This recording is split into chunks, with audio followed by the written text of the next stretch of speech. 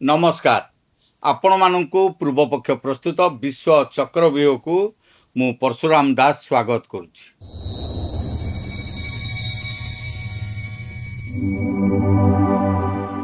दर्शक बंधु आज आमे कथा बा एमिति गोटे गुप्त रणनीति उपरे जहा केवल भारत नुहे समग्र दक्षिण एशियार सुरक्षा संतुलन को अस्थिर करि देई पारे। पाकिस्तान चीन दुआर को जाई भारत विरोध रे अत्याधुनिक परमाणु प्रतिरोधक व्यवस्था भिक मागुछि। यह केवल एक साधारण सामरिक सहयोग नुहे, यह हेउछि भारत को घेरिबा पाई एक दीर्घ मियादी भू राजनैतिक खेल। सबुठु बड़ कथा हला एही समस्त तथ्य सामना को आसीछि एक लीक होइथिबा डिप्लोमेटिक केबुलरू। आज आमे बुझिबा पाकिस्तान काहींकि एते भयभीत, भारतर केउ टेक्नोलोजी इस्लामाबादर निद हजाई देइछि, चीन काहींकि पाकिस्तान को आगकु ठेलुछि। एही समग्र खेलरे भारत पाई सबुठारु बड़ विपद कौन? दर्शक बंधु आपण मानकु मोर अनुरोध भिडियोटी को शेष पर्यंत निश्चय देखंतु, कारण शेष रे आमे कहिबु भारत यार जवाब किपरि देई पारे। आपण माने देखुतांतु पूर्व पक्ष प्रस्तुत विश्व चक्रव्यूह। मोर आपण मानकु अनुरोध आम चैनल को लाइक करंतु, सब्सक्राइब करंतु, आउ बंधु मानक सहित अधिक रु अधिक शेयर करंतु। दर्शक बंधु साधारणतः चीन और पाकिस्तान मध्य हेउथिबा सामरिक चुक्ति गुड़ी को दुनिया लुचाई रखा जाए, किंतु निकटरे लीक होइतिबा एक गुप्त कूटनैतिक चिठी गोटे बड़ सत्य को उजागर करिछि। सेही दस्तावेज अनुसार पाकिस्तान सेना नेतृत्व और उच्च पदस्थ अधिकारी माने चीन गस्त समय रे भारत विरोध रे नूतन परमाणु रणनीति उपरे गुप्त आलोचना करथिले। पाकिस्तान सीधा सड़क दाबी थिला भारतर बढ़ुतिबा सामरिक शक्ति एवं अत्याधुनिक मिसाइल व्यवस्था को मुकाबिला करिबा पाई चीन ताकू नूतन पीढ़ीर परमाणु प्रजुक्ति विद्या जोगाई देउ।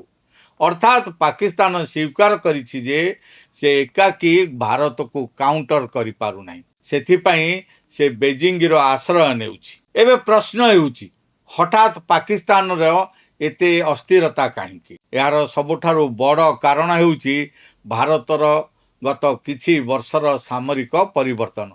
गोटे समय थिला पाकिस्तान भाबुथिला परमाणु अस्त्र देखाई से भारत को चापरे रखि पारिबो, किंतु एबे परिस्थिति बदली जाइछि। आजिर भारत केवल प्रतिक्रिया करू नाही, से पूर्वरु प्रस्तुति रखुछि। एही परिवर्तनर सबुठो बड़ उदाहरण भारतर S-400 air defence system. Russia ठारू किणा जाइथिबा S-400 ट्रायम्फ सिस्टम वर्तमान विश्वर सबुठारु भयंकर एयर डिफेंस व्यवस्था मध्यरु अन्यतम। यार क्षमता हेउछि शत्रु पक्षर मिसाइल, फाइटर जेट, ड्रोन एपरिकी बालास्टिक मिसाइल को मध्य आकाश रे ध्वंस करिदबो। पाकिस्तान पई यह एक बड़ झटका, कारण तार पूरा रणनीति निर्भर करुथिला भारत को परमाणु भय देखाइबा उपरे। किंतु जदि भारत पाकिस्तान मिसाइल को मझी आकाश रे ध्वंस करि दिए, तेबे पाकिस्तान परमाणु धमकर मूल्य कौन रहिबो? एही कारणरू इस्लामाबाद रे भय बढ़िबा आरंभ हो जाइछि। किंतु एतिकी रे पाकिस्तान भय शेष हेउ नाही। भारतर आउ एक शक्ति पाकिस्तान चिंता को अनेक गुण बढ़ाई देछि।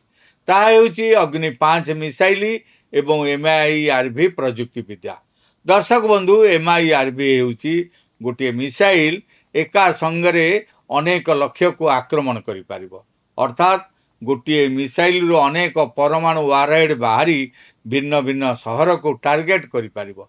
यह पाकिस्तान पाई भयंकर वार्ता, कारण पूर्वर से भाबुथिला भारतर मिसाइल को से कोनोसी पर्यंत काउंटर करि पारिबो, किंतु MIRV टेक्नोलोजी परे तार समग्र प्रतिरक्षा व्यवस्था एबे असुरक्षित होई पड़िछि।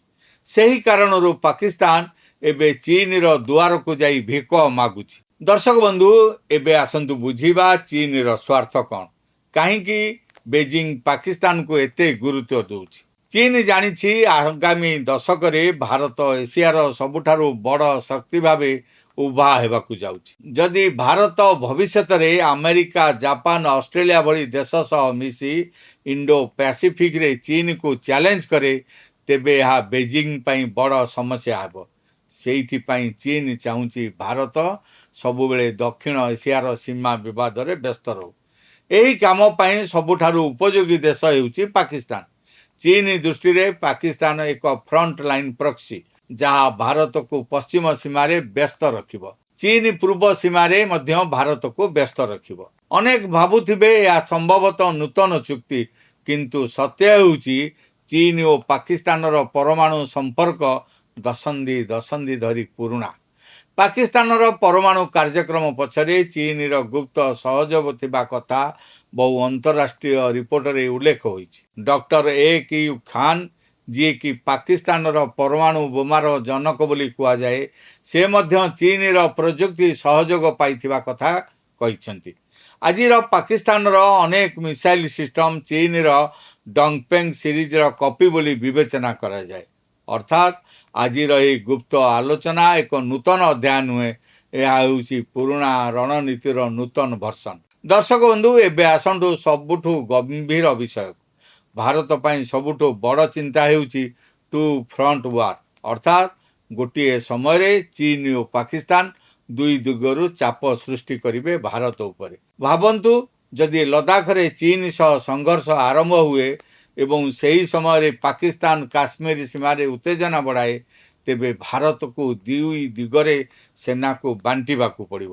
ଏହା ହେଉଛି ଚୀନର ମୁଖ୍ୟ ରଣନୀତି।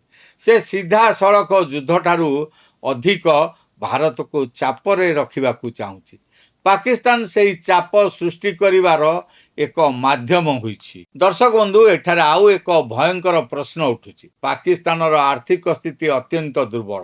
ଦେଶ ଭିତରେ ଆତଙ୍କବାଦୀ ସଂଗଠନମାନଙ୍କର ପ୍ରଭାବ ମଧ୍ୟ ରହିଛି। ଏଭଳି ପରିସ୍ଥିତିରେ ଯଦି ଅତ୍ୟାଧୁନିକ ପରମାଣୁ ପ୍ରଯୁକ୍ତିବିଦ୍ୟା କିମ୍ବା ସାମଗ୍ରୀ ଭୁଲ ହାତକୁ ଯାଏ, ତେବେ ଏହା କେବଳ ଭାରତ ପାଇଁ ନୁହେଁ, ସମଗ୍ର ବିଶ୍ୱ ପାଇଁ ବିପଦ। ଏହି କାରଣରୁ ଆମେରିକା ସହ ବହୁ ପଶ୍ଚିମୀ ଦେଶ ଚୀନ ପାକିସ୍ତାନର ପରମାଣୁ ସମ୍ପର୍କକୁ ସବୁବେଳେ ସନ୍ଦେହ ଚକ୍ଷୁରେ ଦେଖନ୍ତି। ଏବେ ସବୁଠାରୁ ଗୁରୁତ୍ୱପୂର୍ଣ୍ଣ ପ୍ରଶ୍ନ ହେଲା, ଭାରତର ପରବର୍ତ୍ତୀ ପଦକ୍ଷେପ କ'ଣ ହେବା ଉଚିତ? ପ୍ରଥମେ ଭାରତକୁ ଆନ୍ତର୍ଜାତିକ ମଞ୍ଚରେ ଅଧିକ ଆକ୍ରାମକ ହେବାକୁ ପଡ଼ିବ।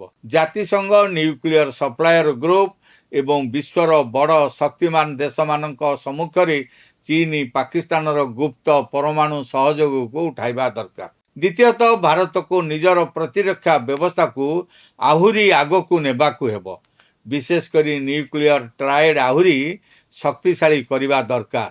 ଅର୍ଥାତ୍ ଭୂମି, ଆକାଶ ଏବଂ ସମୁଦ୍ର ତିନିଟି ସ୍ତରରେ ପରମାଣୁ ପ୍ରତିରୋଧକ କ୍ଷମତା ବଢ଼ାଇବା ଦରକାର। ଆରିହନ୍ତ ଶ୍ରେଣୀର ପରମାଣୁ ବୁଡ଼ାଜାହାଜ ଭାରତ ପାଇଁ ବଡ଼ ଶକ୍ତି ହୋଇପାରେ, କାରଣ ସମୁଦ୍ର ମଧ୍ୟରେ ଲୁଚି ରହିଥିବା ପରମାଣୁ ବୁଡ଼ାଜାହାଜ ଶତ୍ରୁ ପାଇଁ ସବୁଠାରୁ ବଡ଼ ଚ୍ୟାଲେଞ୍ଜ। ଦର୍ଶକ ବନ୍ଧୁ, ଚୀନ ଓ ପାକିସ୍ତାନ ଏବେ ଭାବୁଛନ୍ତି ପୁରୁଣା ରଣନୀତି ଦ୍ୱାରା ଭାରତକୁ ଚାପରେ ରଖିହେବ, କିନ୍ତୁ ସେମାନେ ସମ୍ଭବତଃ ଏହା ଭୁଲି ଯାଉଛନ୍ତି ଆଜିର ଭାରତ 1990 ଦଶନ୍ଧିର ଭାରତ ନୁହେଁ।